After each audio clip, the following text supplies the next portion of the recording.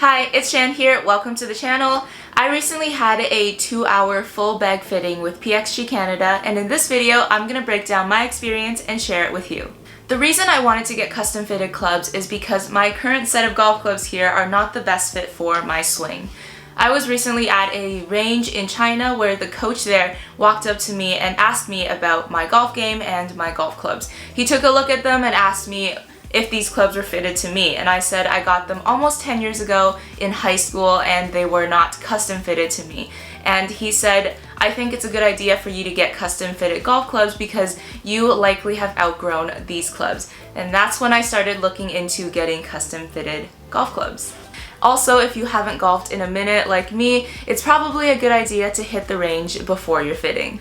At the fitting, you will need to bring your current set of golf clubs, wear comfortable athletic clothing, and trust the experts. We will inevitably read reviews online and try to convince ourselves that a certain setup is best for us, but the TrackMan numbers don't lie and the experts will build the best club for you once you get there. What works for someone else may not be the best for you.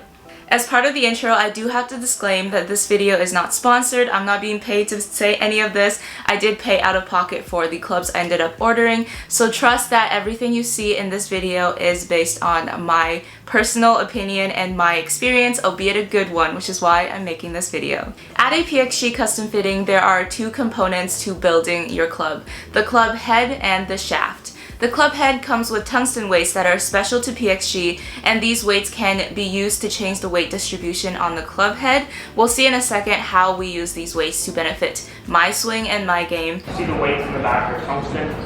Tungsten weights weigh 3 times more than steel. This allows us to get more weight lower in the golf club without making it any bigger.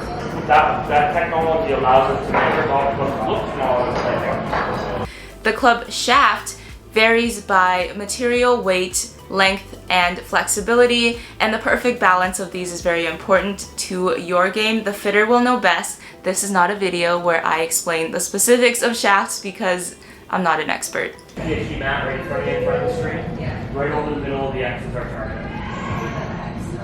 Alright, let's get started with the fitting. I started off by hitting a few pitching wedge shots for warm-up. Brent and I talked about my golfing experience and what I was looking for in my golf game. I also informed him that this was my very first fitting. I had heard great things about the PXG lineup and I was really excited to try them out. I also mentioned that I do have a budget. I think this is very important to communicate right off the bat. Keep in mind that the most expensive clubs may not be the best fit for you.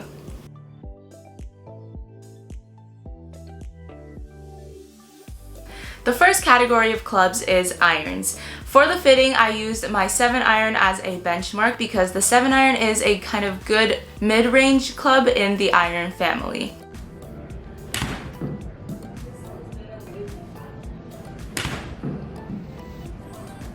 Flat. So just refer to that line, but once again you're hitting a club that's kind of striking the golf ball like this. When we get it more like that, you're going to notice we don't see that shot as often. It might happen every once in a while, but not as often. The key numbers we looked at for irons include the carry distance, the height, and the landing angle, among other numbers. Since Brent is the expert, I'll let him explain here. So for irons, we do refer to carry, and then there's some other numbers on there.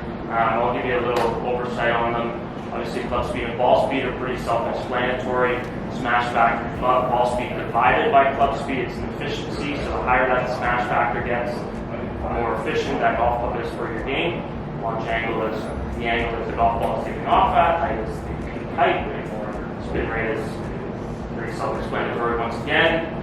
Landing angle, this is a big one. So this is how steep that golf ball is coming into the ground. We want to get that as high as we can so we have less roll once we hit the green. And then this is your loft and impact. We don't have to talk about this one too much. These ones are a little more for me on the bottom end. I hit a few shots with my TaylorMade R11 7-iron to collect some data for comparison, and then it was time to try the PXG irons. Yeah, so the TrackMan is set up, it's at 0 elevation. So, for example, that shot you just hit right there is a very solid swing. It's at 130.5 carry. When we get outside, we'll shock me lose a few yards more. So when you take a look here, you've got your Gen 5 XP and then the Gen 4 XP. Here is the Gen 5 and Gen 4P. So they're more our mid-size kind of players distance iron. This is kind of more where I peg you just based off what you're playing now. You've got a great golf swing. We don't want to get you in something too forgiving, but we don't want to get you in something that's going to go short. We're going to probably try a couple that are a little bit stronger than what you have too. I mean, you're swinging your 7-iron at approximately 72 miles an hour, 71 on average. So, I mean, I would say that the lightest flex would be probably too whippy for you. Your swing speed with the 7-iron being 72, I would say that's kind of in the lower end of regular, maybe the upper end of senior. Okay. It's really dependent on what works best. Right.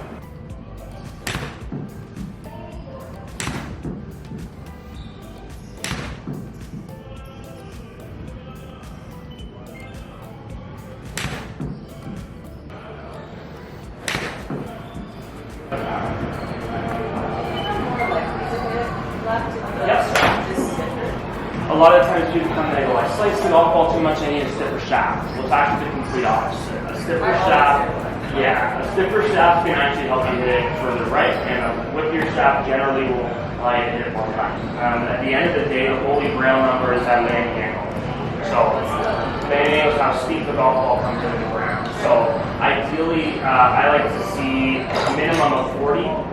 In a perfect world, 45 to 50, but 40 to 45 is still okay.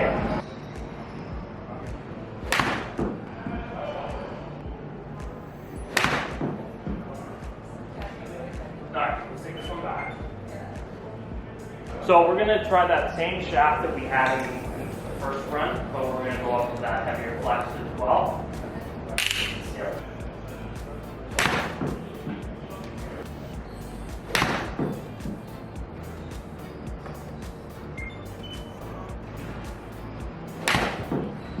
What you'll notice is whenever your golf ball starts right at target and finishes, let's say, very close to the center line, we're going to see that best landing angle.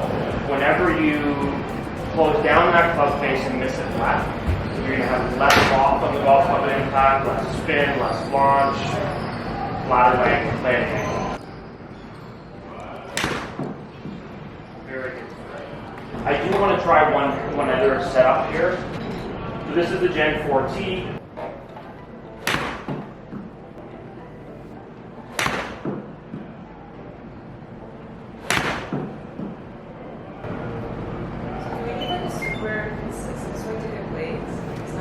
Yeah, I mean, put it this way. Let's say you hit one in the center and it goes 135. With the P head, let's say you miss one, it goes 127, 128. That it could go like 120. Right? So the misses will be bigger.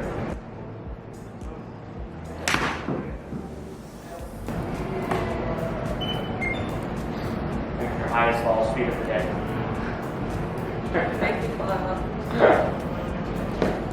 Save money. We have our generational series, which is the top of the line. We have 0211, which is our more value price point as well. 0211, we had a iron head that was released in 2021. We have a new iron head for 2022 that was literally released yesterday or today. You're the first person in Eastern Canada, to my understanding, to be testing them. So I don't know if the guys did out west today. So maybe they were up bright and early and working some fittings. But so this is the new 0211 X42. It's got that new material that we were just talking about. That golf club there, I would say, is more similar in shape and size to the XP iron. So it's designed to be a forgiving golf club. It's designed, let's call it, as a game improvement style product. Once again, you see that ball speed jump. You see the launch angle come down. You see the height stay relatively similar.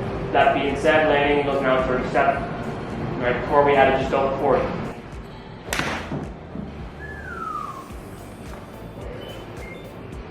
I can get you more distance. At the end of the day, one of the things that I always like to ask my fits, what do you want out of the golf club? Is it distance? Is it dispersion? Is it a combination? I mean, the way I'm looking at the P iron is we've gotten you about half a club more distance, and we're keeping similar launch conditions. So we're picking up distance, better dispersion, similar launch conditions. With this iron, we're giving you more distance, good dispersion, but launch conditions have definitely gone down. Really big golf shot. See, this is why this iron is the best for you, right there. 36 carry, good landing angle, good launch angle, good height. Distance versus overall performance. As you can see, this was a decision that I had to make that many of you will probably have to make as well. I tried 2 different setups, including the brand new Gen 5 irons, and they felt so good they gave me extra distance. However, the other numbers, including the landing angle and the spin rates, all of those numbers were not as ideal as the Gen 4 iron that I tried earlier.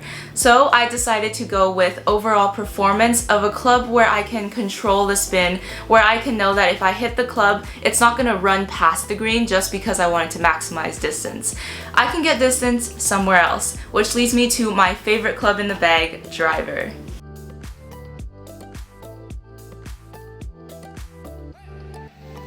The following club categories went to faster than irons just because I tend to feel more comfortable hitting my longer clubs and wanted to focus on getting the best fitted irons for me. But let's continue with my driver setup. Again, I started off by hitting my current driver, which is the Callaway XR16. I have it in the 10.5 degrees with everything else set to neutral standard, and the Ladies Flex shaft that came with the club. I like the loft of 10.5 for my driver, and since there is a promotion going on for a full set, I decided to continue with the Gen 4 lineup for the driver, woods, and hybrid. The key numbers we looked at for driver are, of course, total distance, spin, and for my personal sake, the attack angle. I have struggled with having a slightly negative attack angle for driver, which is not what you want. You want to have a positive number. Just simply means that you are hitting the ball on your upswing. So your swing has bottomed out before impact. I would always have like a negative attack angle. Yep, most people do. Use your set to back, coach. Okay, probably not. If you hit it like that, there's nothing wrong with that. So where the negative attack angle will hurt you will be on the spin side of things. More spins, less distance, less spin, generally speaking, more distance. So that is the Gen 4, that's the 0811X model. So that's our lower spinning head, designed to create some longest distances. Great swing there. As I mentioned earlier, the cool thing with tungsten weights is that you can adjust them out to change the weight distribution on the club. For me, since I do tend to hit most of my shots closer to the heel of the club across all of my clubs, we decided to add a little more weight to the heel of the club to enforce that part of the club face that I hit the most often. Also, in the future, if I do want to change it back to center, I can do that on my own. Let's see if we can distribute this weight a little bit better. So for you, majority of your shots are center of heel based in the driver. So what we want is to have some weight in that heel to reinforce those missed hits, and then also some of the back to get that golf ball elevated. If we have more weight towards the back of the golf club, we'll want to get that launch up, want to get the spin up a little bit.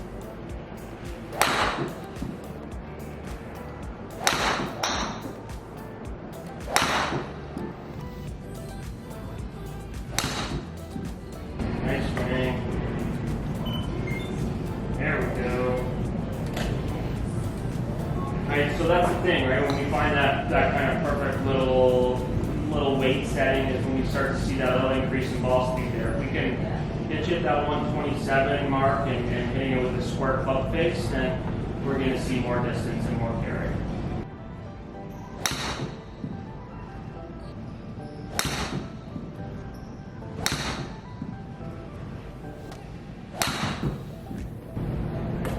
Try to hit up on that one? I did.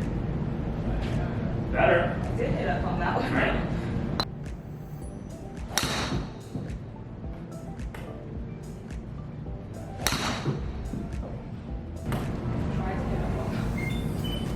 Right. So that's the thing. So what I would say that you do is let's stick with this one. This is where we saw the best results when we look at the distance numbers, we look at the consistency.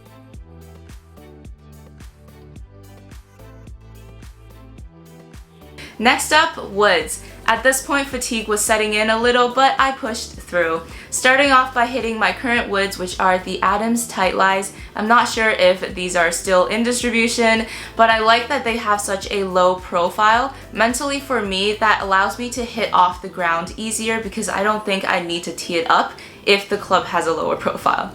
So sticking with that trend, we went with a lower profile Gen 4 wood.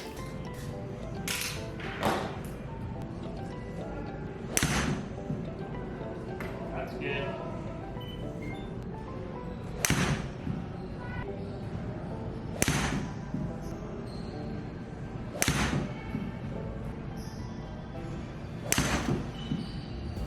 High, heel, heel.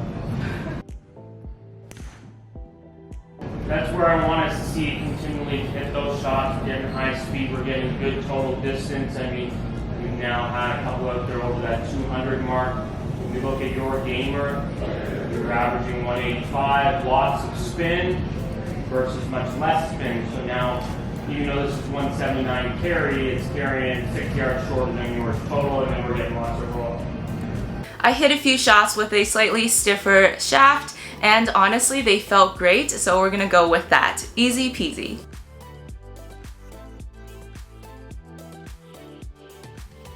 Then I had a decision to make on how to fill that yardage gap between my 5-iron and 5 wood.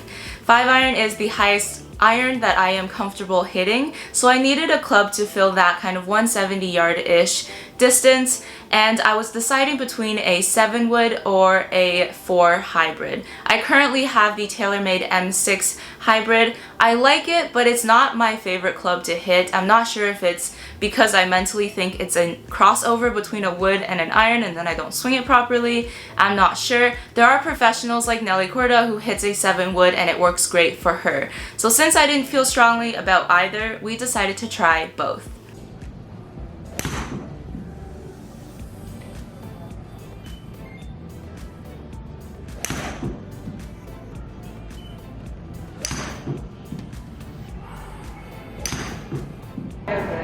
Because I mean, it's really just the distance gap. Yeah. That you did it for. Yep. But So that's the thing, right? So now what we're seeing with the 7-iron is kind of that one, let's call it 135 to 138. The 7-iron, so we would be 48 or 50 with the 6-iron, and then let's call it 160, 162 with the 5-iron. And we'll be looking for kind of that 175 distance with the 7 wood. You know, we're carrying it on average 168. So, you know, we're not far off.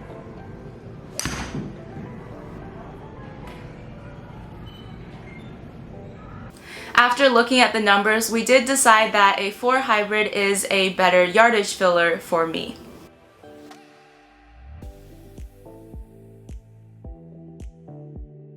Let's talk about wedges. I currently have the Cleveland CG15 in 56 degrees with a 10 loft and 60 degrees with a 12 loft. I absolutely love these wedges. If you've seen my videos, you know that I love chipping with them. These are the only clubs I use around the green, in the bunker, flop shots, you name it. Since there is a promotion going on for a full set, I thought I would try the PXG wedges just for fun, and they turned out so good. They feel butter soft, they are super nice. The grooves do extend the entire length of the club face, which takes a little bit to get used to, but the feel of it is so good that you'll just forget the grooves look funny.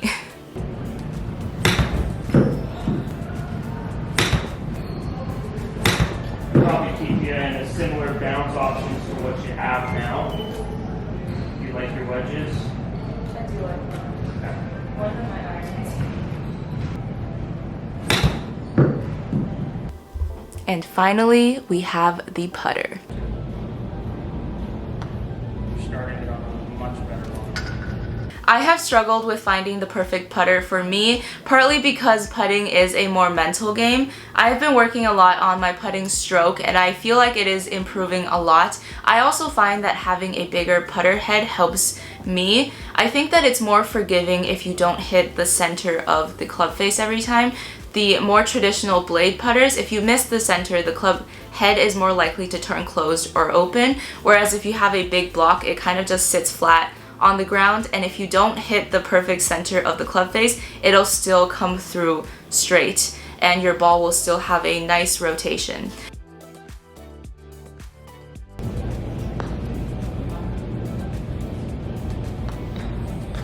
So what this hosel will do is it's going to give you that little bit of time to swirl that club face.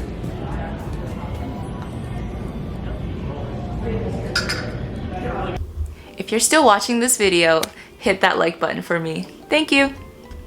So, should you get fitted for golf clubs? The answer is likely a yes. Ask yourself if the financial investment is worth it.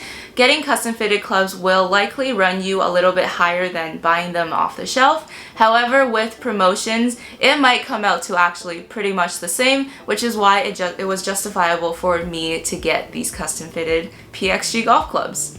Overall, playing the right clubs for you will benefit your game, just as playing the wrong clubs will cause higher probability of errors. Thank you so much for watching. I hope this video was helpful, informative, enjoyable at the least. If you are interested in getting fitted for golf clubs, I do highly recommend it. If you are in Toronto and interested in trying PXG clubs, I would recommend going to Peak Performance to get a PXG fitting. Again, not sponsored to say this, I just had a great experience. I learned a lot about my golf game in these 2 hours, so it was totally worth it for me, and I will let you know in the upcoming videos if my new clubs actually help with my golf game. For the exact specs of my new golf clubs, hit that subscribe button down below and I'll let you know in a few business days once they come in the mail. Thank you so much for watching, I'll see you in the next one. Bye bye!